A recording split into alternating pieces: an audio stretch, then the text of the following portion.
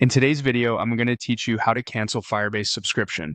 We'll walk through the exact path in the Firebase console to reach the page where subscriptions are managed, so you can review your plan and take action confidently. Have your Google account ready and make sure you have the right permissions on the project, such as owner or billing admin. Otherwise, you might not see billing options. Start by opening the Firebase console in your browser and sign in with the account linked to your project. On the landing page, pick the project you want to manage. If you don't see it right away, use the project picker at the top of the console to switch to the correct one. Once your project is open, look to the left sidebar and find the gear icon for settings. It's labeled Project Settings. Click that to open the settings area for the project. This is your starting point for deeper configuration, including billing. Inside Settings, select Usage and Billing. This section summarizes what your project is using and how it's being charged.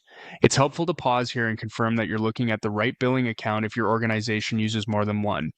If you manage multiple environments, double check that you're in the correct project to avoid making changes in the wrong place. Next, go to the Overview tab within Usage and Billing. The overview gives you a high-level picture of recent usage, which is useful context before altering any plans. Look over the usage charts and any alerts so you understand the current costs and resource consumption. From there, open Details and Settings. This takes you into the detailed configuration tied to your billing and plan. Here you'll typically see which plan your project is on, such as the free tier or a pay-as-you-go plan, and the billing account associated with it. If your project is on a paid plan, review the notes about quotas and any active services that could continue to incur charges. Finally, click Subscription. This is the page dedicated to your current plan. Here you'll find the controls to manage your plan, including options to change or cancel it, along with any important notices about what happens after cancellation. Before proceeding, read any prompts carefully so you understand how features, quotas, and data access might change. If you rely on paid features, consider backing up data or reviewing usage to avoid interruptions.